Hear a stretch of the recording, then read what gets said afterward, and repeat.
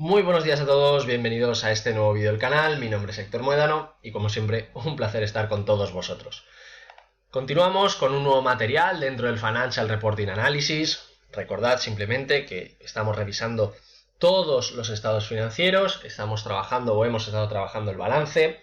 Ahora nos hemos metido de lleno con la cuenta de pérdidas y ganancias y como explicábamos el otro día, hablábamos de dos conceptos clave. El primero de ellos, obviamente, eran los revenues y por otra parte los expenses. Si sabíamos reconocer tanto unos como otros y entender los criterios de cómo se reconoce cada uno de ellos, tenemos muchísimo ganado a la hora de trabajar con, en este caso, con la contabilidad y con el entendimiento de todos los estados financieros. Hemos estado trabajando muchísimo con el accrual accounting, aquel que lo que plantea son todos los ajustes que se deben hacer cuando yo tengo un ingreso o un gasto que no se correlaciona con una entrada o salida de caja. Esto lo hemos explicado y lo hemos repetido hasta la saciedad. Y, digamos, cuando yo estoy planteando, cuando yo tengo delante algún tipo de ajuste, es decir, cuando yo ajusto significa que tengo que machear, ¿no? Es decir, cuando hago ese ajuste es para machear. Bien, pues este matching principle, que la traducción de inglés sería el principio de ajuste, por decirlo de alguna manera, y que va muy relacionado con ese accrual accounting. ¿Qué es lo que nos plantea? Obviamente, desde el punto de vista de los expenses, es que los gastos de una empresa deben de reflejarse dentro del mismo periodo contable que los ingresos a los cuales van enlazados.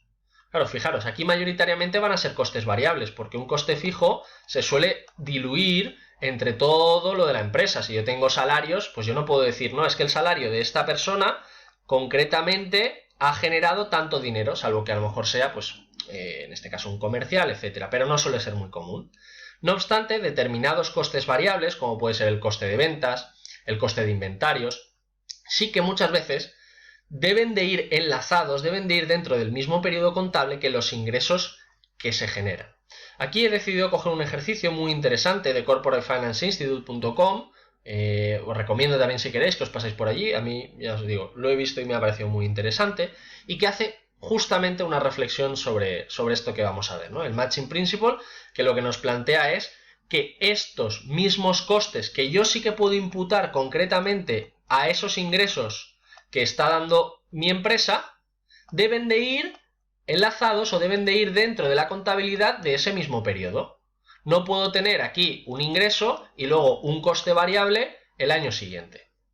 ¿Vale? Este es el matching principle o el principio de ajuste que regula de alguna manera junto con el accrual accounting, que viene a ser todos esos ajustes que yo debo de hacer, o el entendimiento de que una cosa es tener un ingreso y otra cosa es tener un gasto, y otra cosa distinta es tener una entrada de caja y una salida de caja. Si entiendo esto, tengo muchísimo ganado. Bien, vamos con el ejemplo. Una empresa decide pagar un bonus por valor del 5% de sus ingresos a los empleados en febrero del año que viene. Bien, vamos a estructurar el ejercicio. El ejercicio nos plantea que estamos en el año 2018. 2018. Y esto es enero y esto es diciembre. Bien, pues durante el año 2018 se ha generado un total de unos 100 millones de euros. Perfecto. Y decide pagar un 5%, es decir, 5 millones, el 15 de febrero de 2019. Es decir, en febrero de 2019 decide pagar 5 millones de dólares. ¿Qué es lo que ocurre? Que este bonus sí que sé exactamente de dónde sale. Sí que puedo machear, sí que puedo enlazar concretamente cuál es el ingreso al cual va enlazado. Por lo tanto, yo no puedo poner que estos 5 millones de dólares, pese a que la caja, pese a que el pago va a ser el 15 de febrero, corresponden al periodo de 2019. Tengo que incluirlo aquí dentro, porque si no, lo estoy haciendo mal.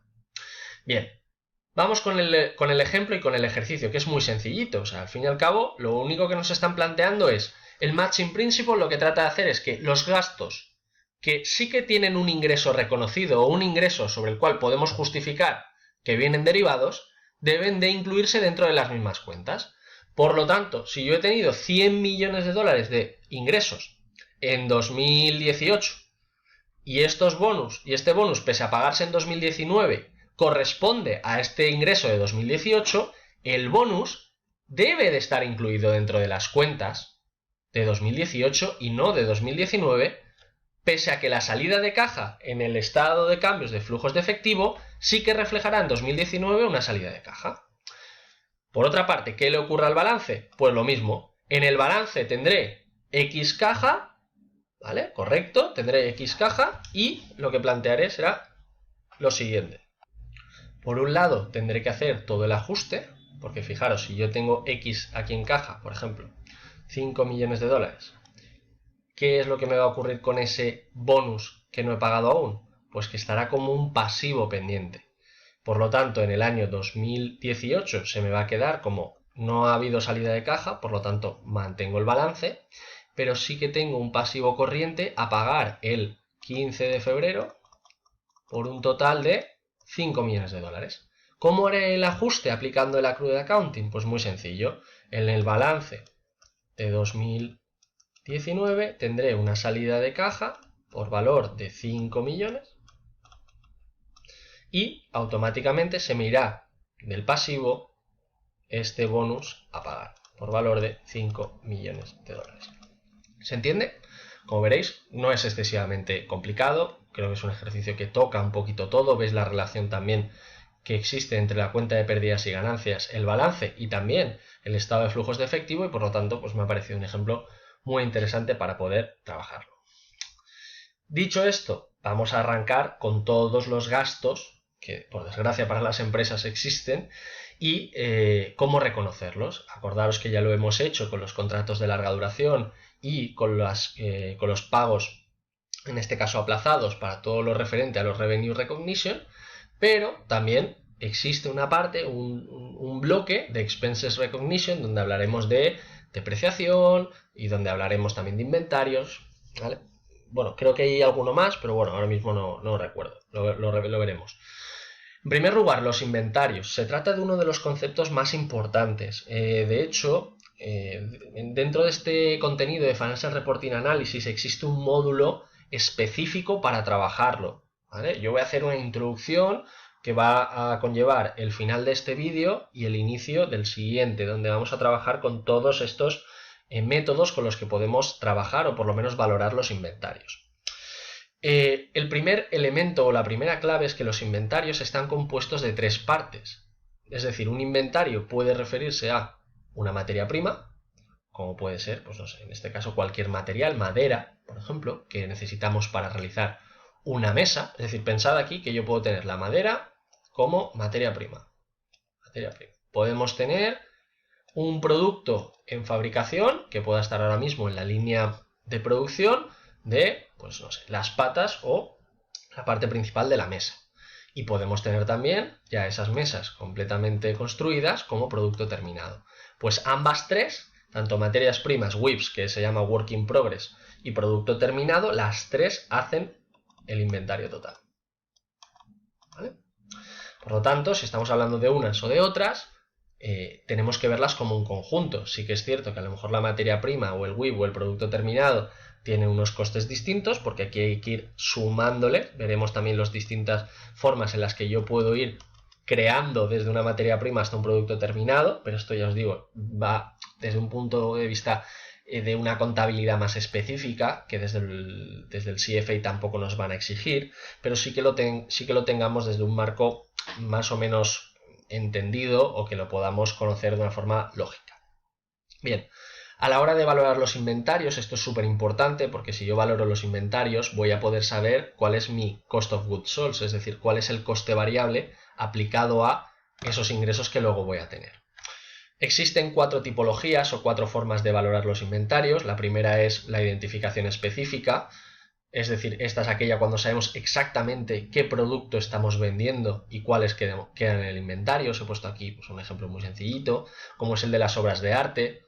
Es decir, si yo tengo en un museo o en una galería de arte el cuadro del pintor A, del pintor B y del pintor C, creo que de forma muy fácil voy a saber reconocer cuál es cada uno de ellos y que cuando lo vendo uno sé cuál, o sea, sigo sabiendo cuáles me quedan. No es como una tienda de tornillos en los que tengo 20.000 tornillos y no sé cuál he vendido y cuál sigo teniendo dentro del almacén.